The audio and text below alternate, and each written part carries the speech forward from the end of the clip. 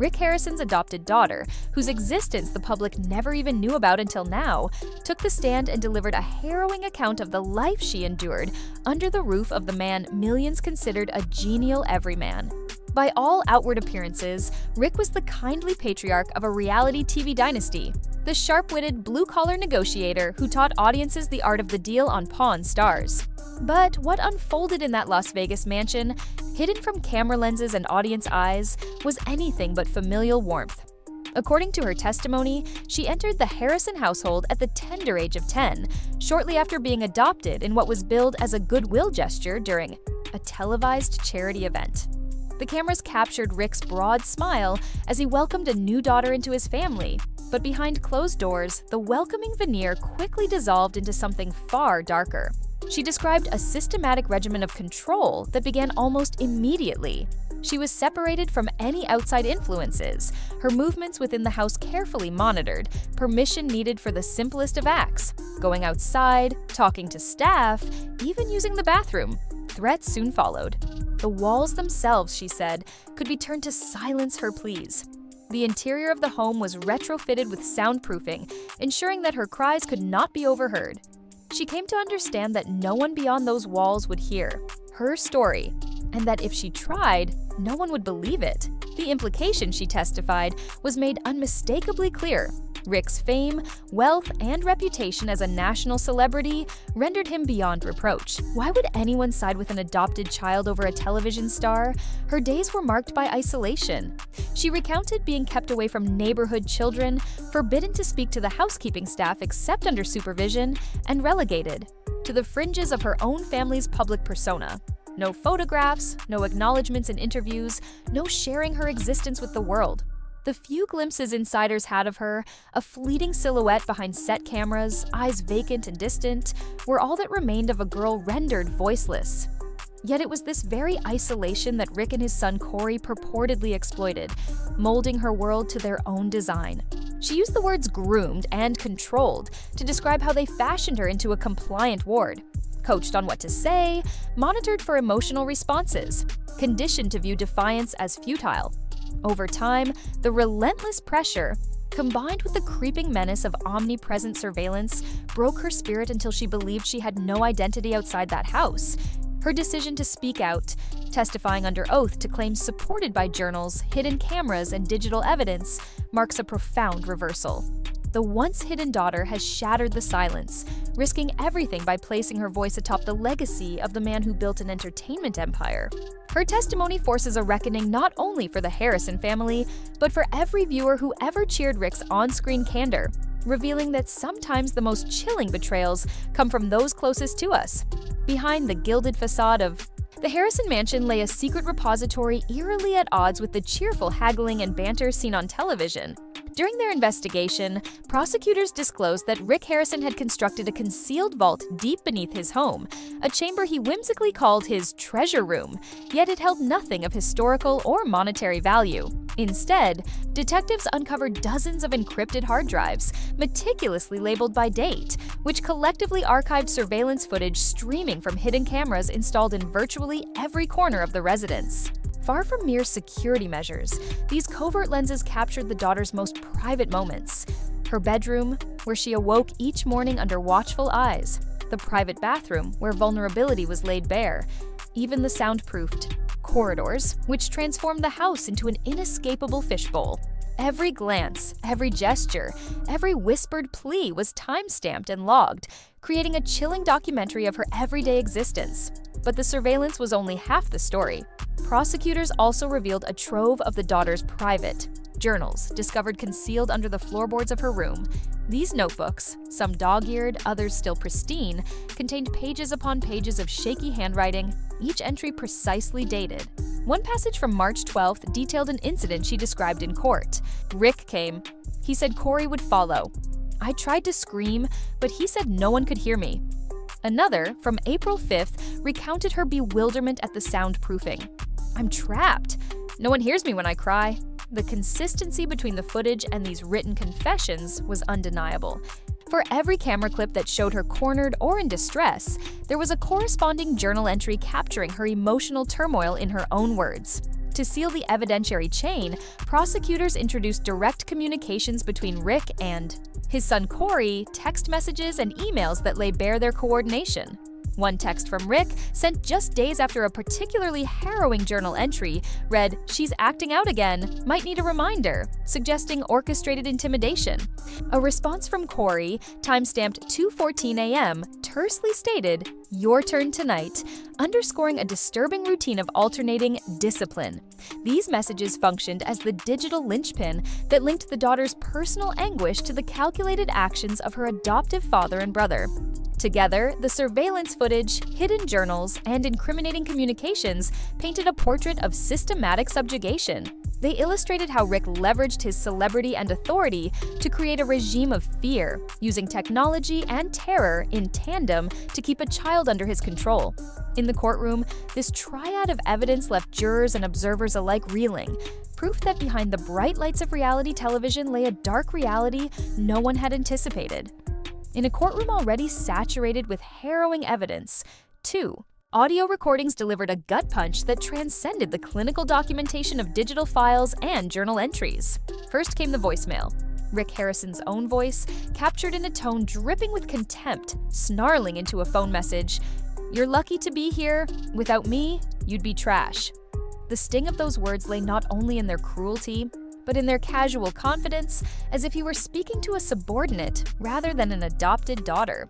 Jurors listened in stunned silence as the recording played, the radiostatic crackle underscoring the callousness of a man who had wielded his power and notoriety as tools of domination rather than protection. Then, as if fate itself sought to amplify the victim's plight, a local delivery driver, unaware he was capturing evidence, recorded a terrified whisper from within the mansion walls. His dashcam microphone picked up her frail voice.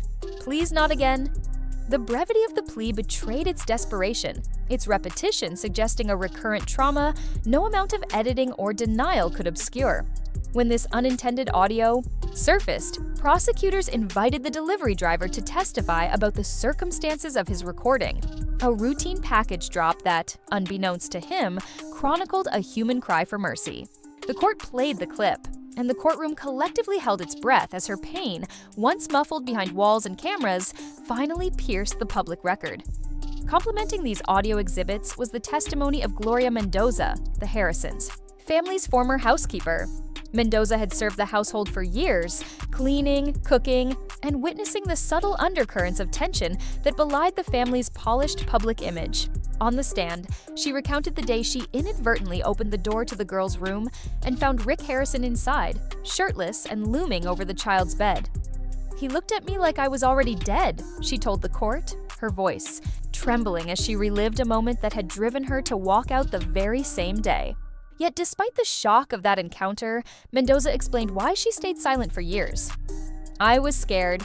For my job, for my safety. He is Rick Harrison." The powerful name that once signified entertainment and entrepreneurship had, in her eyes, become a weapon that could obliterate any challenge or accusation. Together, these audio recordings and Mendoza's eyewitness account formed a compelling mosaic of evidence. The voicemail revealed Rick's intentional cruelty. The delivery driver recording captured the victim's raw agony, and Mendoza's testimony exposed the insidious climate of fear that allowed such abuse to persist unchecked. In concert, they painted a portrait of a family fortress built on surveillance, coercion, and intimidation, one that ultimately crumbled under the weight of voices once silenced. Buried among the relics of the Harrison dynasty, investigators discovered a crumpled, yellowed envelope tucked inside an antique desk at Rick's off-site storage unit. The letter inside, handwritten in a shaky, looping hand, was signed simply Richard, the very same Richard Old Man Harrison whose avuncular presence had endeared him to fans of Pawn Stars. Yet the contents betrayed a man tormented by guilt. "There's something sick in this house," the letter read, "and I no longer have the strength to face it. May God forgive me for looking away." In those few lines, Rick's father admitted not only that he had known something was horribly wrong, but that he had chosen silence over intervention. The letter became the emotional fulcrum of the trial, a confessional witness from beyond the grave, suggesting a multi-generational conspiracy of complicity that reached the highest echelons of the Harrison family. When Corey Harrison took the stand, the courtroom atmosphere crackled with anticipation. For years, he had been the show's second banana, trading jibes with his father and closing deals with practiced ease. But this was no television performance. Under oath, Corey's facade fractured spectacularly. He leapt to his feet, face flushed, voice trembling as he denounced his sister's allegations. "She's manipulative, ungrateful, and she's ruined everything." The outburst echoed off the walls, a raw, unfiltered display of anger and desperation. Yet prosecutors were ready. They produced a page from Corey's own hidden journal, an entry written in the same cramped hand his sister had described, where he confessed his own guilt. "I think we went too far. I see her face when I sleep. I feel nothing, only fear. That she'll talk." The dissonance was stark.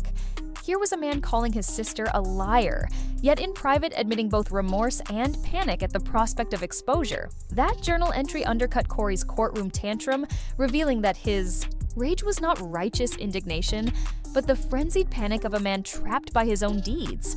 The prosecution juxtaposed his public screams with his private scrawl to devastating effect, illustrating how Corey had oscillated between cruelty and regret. His own words, penned in secrecy, exposed the calculated nature of the abuse, alternating discipline sessions, deliberate psychological torment, and a family code of silence enforced by fear. In Corey's breakdown and in Richard Harrison's final haunting confession, the trial laid bare a legacy of betrayal, one built on power, fame, and a fearful pact to keep dark truths confined, behind closed doors. What emerged was not just a father's complicity or a son's desperation, but a portrait of a family empire poisoned from within, its veneer of humor and haggling irreparably shattered by voices that refused to remain silent. The days following the courtroom's bombshell revelations, Rick Harrison's world crumbled both mentally and professionally. Confined in the Clark County Detention Center, witnesses reported that he refused all meals. His once robust appetite vanished under the weight of mounting disgrace. Guards described eerie episodes in which he muttered about vast conspiracies. "They're out to get me," he insisted, his trademark bravado replaced by hollow paranoia. As other inmates caught wind of his infamy, threats against his safety proliferated, forcing jail authorities to transfer him to solitary confinement.